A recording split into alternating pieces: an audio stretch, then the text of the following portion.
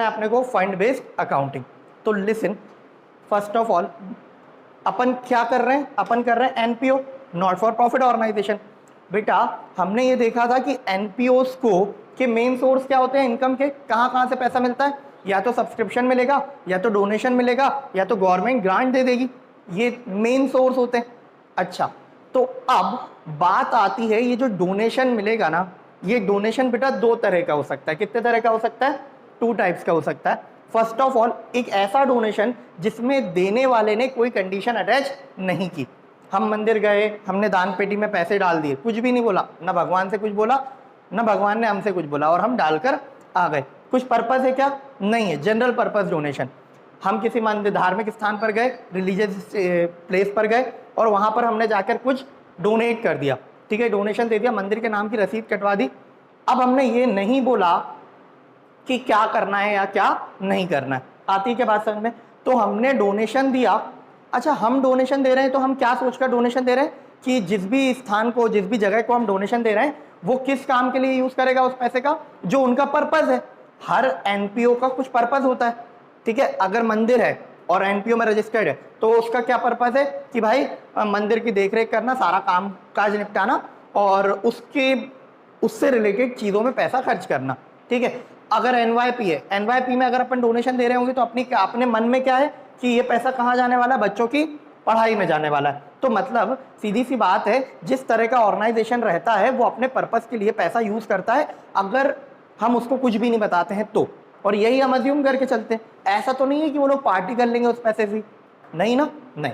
तो अब बेटा बात आती है एक ऐसा डोनेशन जिसमें देने वाले ने कोई भी कंडीशन अटैच ना की हो, कुछ भी ना बताया हो कि उस पैसे का क्या करना है। तो एनपीओ क्या करेगा उस पैसे का? उस पैसे को कहा जाता है जनरल फंड या डोनेशन, जहां देने वाले ने कुछ भी स्पेसिफाई ना किया हो, कुछ भी ना बताया हो कि क्या करना है। तो हम क्या करेंगे, मतलब without having any specific instructions regarding its use. उसने ये नहीं बताया कि इस पैसे से बिजली का बिल भर देना मंदिर का, या इस पैसे से पूजन सामग्री ले लेना, या इस पैसे से प्रसाद बांट देना। तो अब क्या करेगा एनपीओ? अब एनपीओ उसको क्या मानेगा? जनरल रिसिप्ट मानेगा। और एनपीओ के लिए मुझे एक बात बताओ, क्या दान आता ही रहता है क्या? कभी किसी ने दान दिया, फिर कभी किसी ने डोनेट किया, फिर कभी किसी ने, तो वो क्या हो गया उसके लिए? रेवेन्यू नेचर आइटम हो गया ना, हाँ या ना? हाँ। तो हम क्या करेंगे, इस तरह के डोनेशन या रिसिप्ट को ट्रीट करेंगे as a revenue nature receipt. कैसा ट्रीट करेंगे? Revenue nature. और रेवेन्यू नेचर की चीज कहां जाएगी? इनकम एंड एक्सपेंडिचर अकाउंट में, इनकम साइड। तो लिखा है that is transfer it as a income of NPO for current year. जिस साल में मिला उस साल की क्या मान लो, उसको इनकम मान लो डोनेशन को, और कहां ट्रांसफर कर दो? Transfer it to the income and expenditure account. किस साइड में? इनकम साइड में ऑफ एनपीओ। आती क्या बात समझ में? मतलब सिंपल सी बात है सर, अगर कोई आकर हमें डोनेशन देता है, कुछ भी नहीं बताता है, बस डोनेट करके चला गया, तो हम क्या करेंगे? उसको जनरल डोनेशन मानेंगे। जनरल डोनेशन यानी रेवेन्यू नेचर की रिसिप्ट, और रेवेन्यू नेचर की रिसिप्ट क्या होगी आपकी? इनकम एंड एक्सपेंडिचर में इनकम मानी जाएगी। आती के बाद समझ में?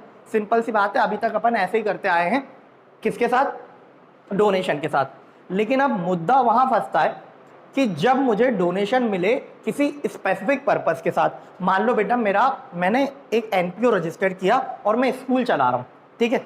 अब स्कूल चला रहा हूँ, कोई पर्सन आया, उसने मुझे 10 लाख रुपीस डोनेट किए। कितने? 10 लाख रुपीस। और बोला क्या कि इससे ना एक और स्कूल की बिल्डिंग बनवा लो सामने वाली जमीन पर, ठीक है। अच्छा, अब वो डोनेशन देकर गया, क्या उसने पर्पस स्पेसिफाई कर दिया क्या कि इस पैसे का क्या करना, हाँ या ना? उसने बोला क्या कि सामने वाली जमीन पर क्या बना देना? एक और स्कूल की बिल्डिंग बनवा लो और वहां पर भी स्कूल ऑपरेट करो, हाँ या ना? पर्पस स्पेसिफाई है। तो अब क्या मैं बाउंड हूं? क्या मेरी जिम्मेदारी है कि उसने जो बोला है वो मुझे करना पड़ेगा? हाँ, करना पड़ेगा। तो बेटा इस तरह के फंड या डोनेशन को कहा जाता है स्पेसिफिक नेचर वाला फंड, स्पेसिफिक फंड या फिर डोनेशन, ठीक है। तो देखो, सम स्पेसिफिक इंस्ट्रक्शंस और conditions have been attached regarding its use. उसके यूज के रिगार्डिंग, उसको यूज कैसे करना है उसके बारे में देने वाला डोनर क्या कर देता है? कुछ कंडीशन अटैच कर देता है। तो अब मुझे एक बात बताओ, अगर आपको कोई पर्सन कुछ पैसे दे कुछ कंडीशन अटैच करके, तो वो पैसे आपके लिए क्या बन गए? लायबिलिटी बन गए क्या कि आपको वो वाली कंडीशन फुलफिल करनी है, वो काम करके देना है। अब मेरे को किसी ने आके डोनेशन दिया, क्या बोला मुझे कि एक बिल्डिंग बनवा देना, तो वो बिल्डिंग बनवाना अब मेरे लिए क्या है? लाइबिलिटी है, हाँ या ना, लाइबिलिटी है। तो बेटा इस तरह के फंड्स को डील करने के लिए हम फॉलो करते हैं फंड बेस्ड अकाउंटिंग। किस तरह के फंड को? स्पेसिफिक फंड को। अगर कोई आए डोनर और डोनेशन किस बात के लिए देकर जाए, किसी स्पेसिफिक पर्पस के लिए डोनेशन देकर जाए, तो हम उसको क्या उसकी अकाउंटिंग कैसे करते हैं? उसकी accounting fund based accounting follow कर करते हैं। अब क्या बोलती है फंड बेस्ड अकाउंटिंग? सिंपल सी बात बोलती है, आपको डोनेशन मिला ना, हाँ वो बोल रहा है डोनेशन मिला ना, तो ये डोनेशन आपके लिए है लाइबिलिटी। फील करते हो क्या कि लाइबिलिटी है, हाँ या ना? हाँ सर लाइबिलिटी, आपको कोई डोनेशन दे रहा है, कुछ अमाउंट दे रहा है और वो बोल रहा है कि इसका वही यूज करना जो मैं बता रहा हूं, तो वो आपके लिए क्या बन गई है? लाइबिलिटी बन गई है। ठीक है, तो वो ये बोलता है इसको लाइबिलिटी मानो और अलग से रखो।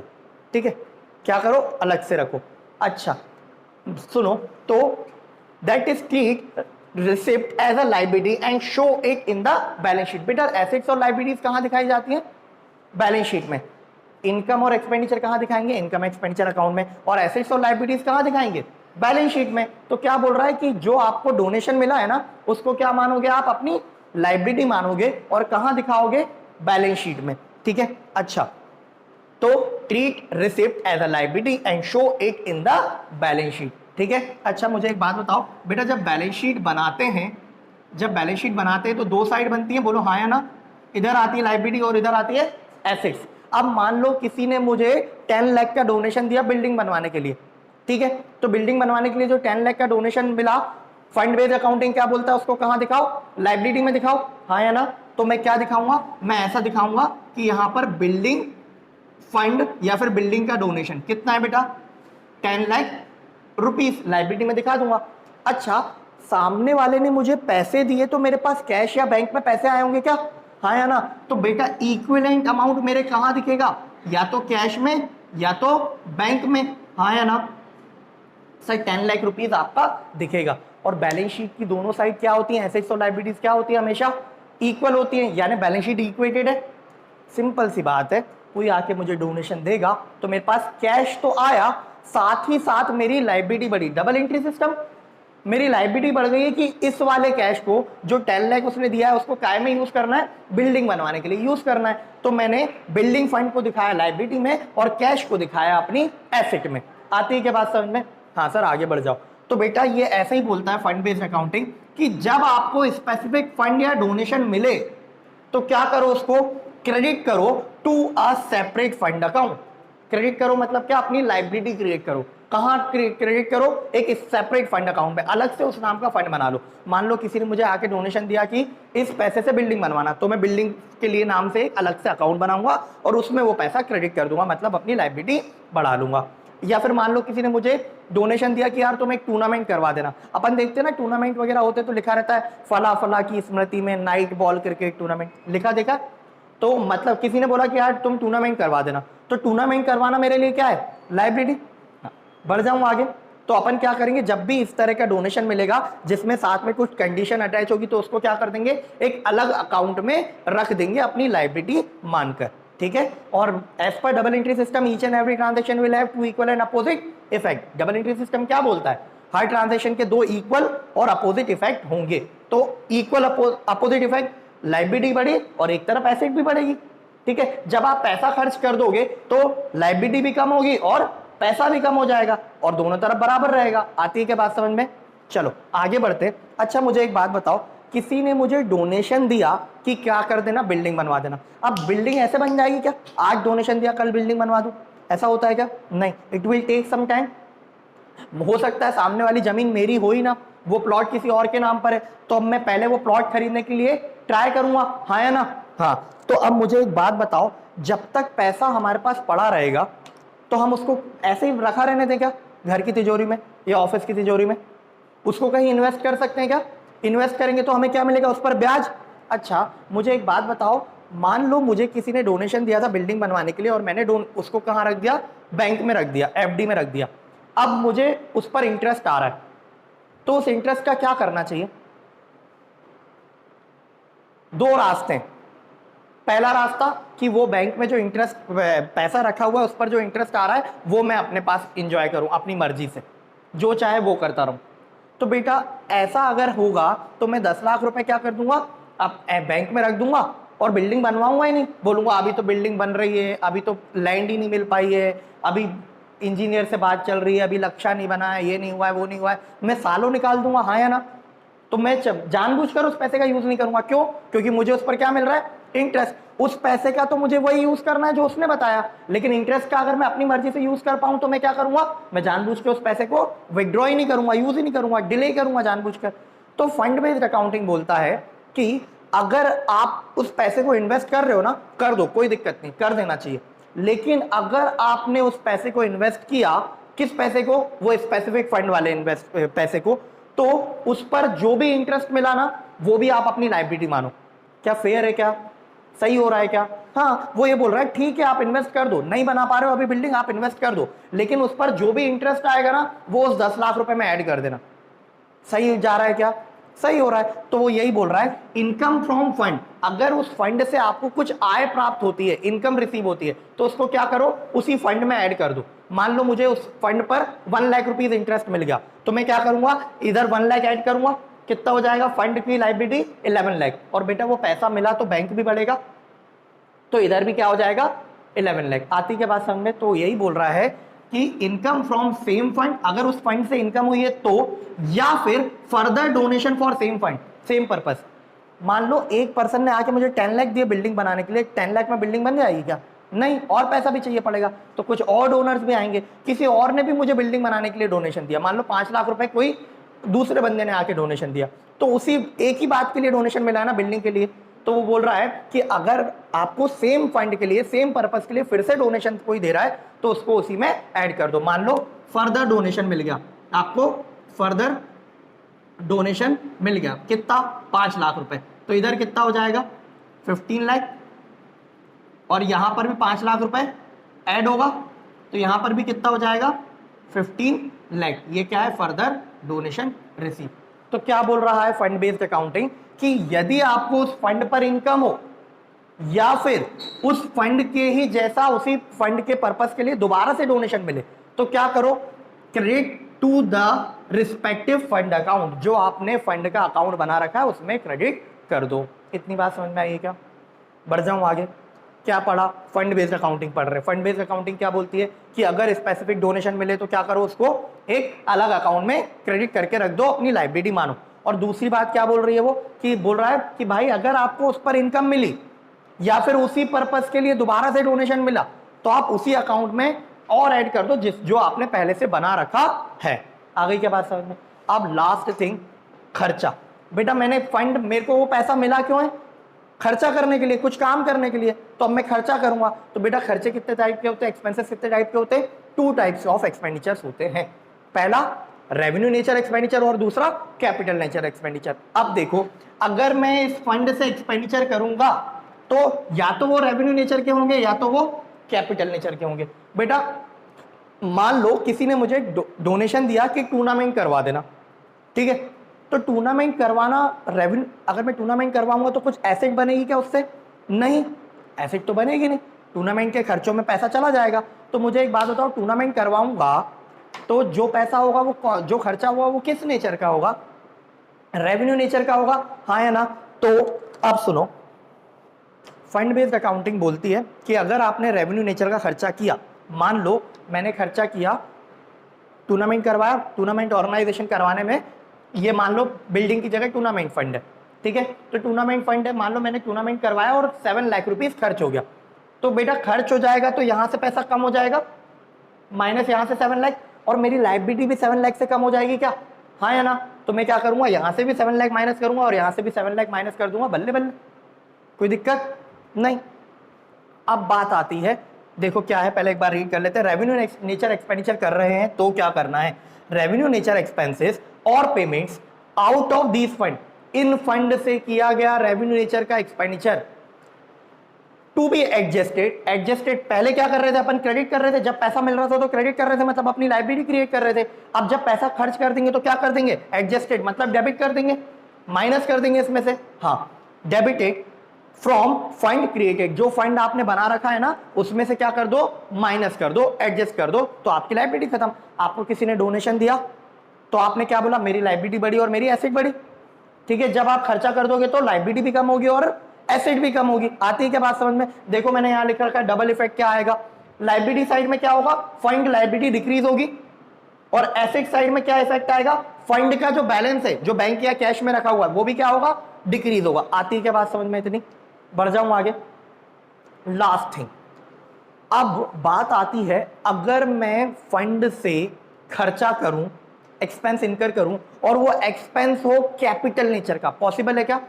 कैपिटल नेचर का एक्सपेंस मतलब क्या? मैं, किसी ने मुझे डोनेशन दिया था बिल्डिंग बनवा दो, मैंने बिल्डिंग बनवा दी, तो बेटा बिल्डिंग जो बनकर खड़ी होगी वो क्या है, एसेट है ना, यानी कौन से नेचर का खर्चा है वो, कैपिटल नेचर का एक्सपेंडिचर है, हाँ या ना? तो अब बात आती है कि अगर मैं कैपिटल नेचर का एक्सपेंडिचर करूं तो क्या करना है। देखो, any expenditure of capital nature out of specific fund, specific fund से अगर हम कोई एक्सपेंडिचर करते हैं जो किस नेचर का है, कैपिटल नेचर का है, to be shown as shown on the asset side of the balance sheet. सुनो इधर देखो मेरी तरफ बेटा, ऑर्गेनाइज किसी ने डोनेशन दिया, डोनेशन दिया क्या बात के लिए, बिल्डिंग बनवाने के लिए, तो मेरी लायबिलिटी बढ़ी और पैसे एसेट बढ़ गई कैश में, ठीक है। अब मान लीजिए मैं बिल्डिंग बनवा देता हूं, मैंने बिल्डिंग बनवा दी, कितने की बिल्डिंग बनवा दी सर, मैं बोल रहा हूं मैंने इस 15 लाख में से 10 लाख की बिल्डिंग बनवा दी, तो मुझे एक बात बताओ, क्या अब ऑर्गेनाइजेशन के पास एक एसेट बढ़ गई है क्या, हाँ या ना? तो जब ऑर्गेनाइजेशन अपनी बैलेंस शीट बनाएगी तो उसको यहां पर ऐसे दिखाना पड़ेगा क्या, बिल्डिंग, ब्रैकेट में अपन ऐसा भी लिख सकते हैं फ्रॉम डोनेशन, डोनेशन से बनवाई हुई बिल्डिंग। कितने की बिल्डिंग बनी बेटा, 10 लाख की, हाँ या ना? तो अपने को बैलेंस, क्योंकि हमारी ऑर्गेनाइजेशन के पास एक एसेट बढ़ गई है तो कहां दिखाना पड़ेगी, वो एसेट साइड में। तो अब बेटा हमने पढ़ा है, हमने तो पढ़ा है कि एसेट और लायबिलिटी क्या होता है, इक्वल होता है। तो हम क्या करेंगे बेटा, लायबिलिटी तो कम होगी ना, लायबिलिटी कितने से कम होगी, जितने से आपने बिल्डिंग बनवा दी है। लिसन, अगर आपने बिल्डिंग बनवा दी तो क्या इफेक्ट होंगे, एक तो आपकी फंड की लायबिलिटी कम हो जाएगी और इस तरफ आपकी कैश कम हो जाएगी, लेकिन एक एसेट बिल्डिंग नाम की बढ़ जाएगी, हाँ या ना? तो बेटा यहां से माइनस करो कैश, हमने जो पेमेंट कर दी वो 10 लाख माइनस हो जाएंगे, तो यहां कितना बचा 5 लाख, और यहां भी कितना बचा फंड का 5 लाख। लेकिन हुआ क्या है, मैं थोड़ा सा और इसको सही से लिख देता हूं,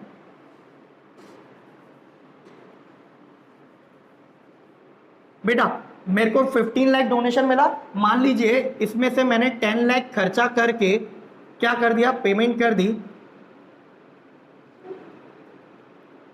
और कितने कितने की पेमेंट कर दी, 10 लाख की, तो बेटा कैश कितना बचेगा सर, 5 लाख रुपीस का कैश बचेगा। यहां से भी 10 लाख की लायबिलिटी कम हो जाएगी, भाई आपको उसने बिल्डिंग बनवाने के लिए पैसा दिया था, वो आपकी लायबिलिटी थी, अब आपने बिल्डिंग बनवा दी तो लायबिलिटी क्या हो जाएगी, कम, और लायबिलिटी कितने की बचेगी, 5 लाख की, हाँ या ना? अभी दोनों साइड बराबर है, लेकिन जब आपने एसेट कंस्ट्रक्ट करवाई, बिल्डिंग बनवाई, तो आपके पास एक बिल्डिंग आ गई है क्या, जो बैलेंस शीट में कहां दिखेगी, एसेट साइड, कितने की बिल्डिंग, 10 लाख रुपीस की। तो अब हो क्या रहा है, यहां पर 5 और 10 15 है, और यहां पर सिर्फ 5 है। तो फंड बेस्ड अकाउंटिंग बोलता है कि अगर आपको कोई स्पेसिफिक नेचर का डोनेशन मिला है और उसको आपने एक्सपेंस इनकर करके कोई कैपिटल नेचर की चीज बनाई है, तो आपके पास एसेट आएगी ना, हाँ, तो एक काम करो, आप उसको एसेट में दिखाओ, और जितना अमाउंट का आपका एसेट है फंड में से वो अमाउंट ट्रांसफर कर दो, ट्रांसफर टू कैपिटल फंड। मुझे एक बात बताओ, इसमें कैपिटल को क्या बोलते हैं, एनपीओ में कैपिटल को क्या बोलते हैं, कॉर्पस या फिर कैपिटल फंड। तो अपन इसको काय में ट्रांसफर कर देंगे, कैपिटल फंड में। तो ये पैसा जो 10 लाख खर्चा इनकर किया मैंने स्पेसिफिक फंड से, वो कहां दिखने लगेगा, कैपिटल फंड में। बेटा कैपिटल क्या होती है, बिजनेसमैन बिजनेस में जो लगाता है वो अपन कैपिटल दिखाते थे, तो लेकिन ये नॉट फॉर बिजनेस ऑर्गेनाइजेशन है, तो इसमें अपन कैपिटल की जगह क्या वर्ड यूज करते हैं, कैपिटल फंड। तो यही बोल रहा है कि आप एक काम कीजिए, अगर आपको कोई स्पेसिफिक नेचर का फंड मिला है, आपने उससे एसेट बनवाई है, तो यहां पर आपकी एसेट बनेगी ना, तो आप फंड से वो पैसा कहां ट्रांसफर कर दो, अपने कैपिटल फंड में। बेटा कैपिटल फंड मतलब क्या हुआ, ऑर्गेनाइजेशन का खुद का पैसा। मतलब इसका ये हो गया कि अब हम इस पैसे को ऐसा ट्रीट कर रहे हैं कि ये हमने खुद के पैसे से बिल्डिंग बनवाई है। बेटा बिल्डिंग बन जाएगी, उसके बाद सामने वाले को कुछ लेना देना है क्या उस बिल्डिंग से, नहीं, वो बिल्डिंग तो कौन यूज करने वाला है? हम। तो हम फिर क्या मान लेंगे, हमारी लाइबिलिटी टूवर्ड्स हिम तो खत्म हो गई, उसके प्रति जो हमारी लाइबिलिटी थी वो तो खत्म, बिल्डिंग बनवा दी, काम खत्म। अब ये पैसा किसका हो गया? हमारा हो गया, एसेट भी हमारी, तो हमने उस पैसे को कहां डाल दिया? कैपिटल फंड में डाल दिया। यही बोलता है फंड बेस्ड अकाउंटिंग। देखो क्या बोल रहा है, any expenditure of capital nature out of specific fund is to be shown on the asset side. जो खर्चा किया वो कहां दिखाओगे? Asset side of the balance sheet, and an equal amount to be transferred, मिट गया, to be transferred from specific fund since liability decrease. बेटा specific fund से अमाउंट ट्रांसफर क्यों कर रहे हैं? क्योंकि उस फंड की लायबिलिटी तो क्या हो चुकी है? कम हो गई है, खत्म हो गई है। तो decrease to capital fund account, ठीक है। अब now they the asset is like, छोड़ो इसको, इस पॉइंट को, ठीक है। क्या हम उसको कहां दिखाएंगे? अपने कैपिटल फंड में। आती है क्या बात समझ में? क्लियर है क्या?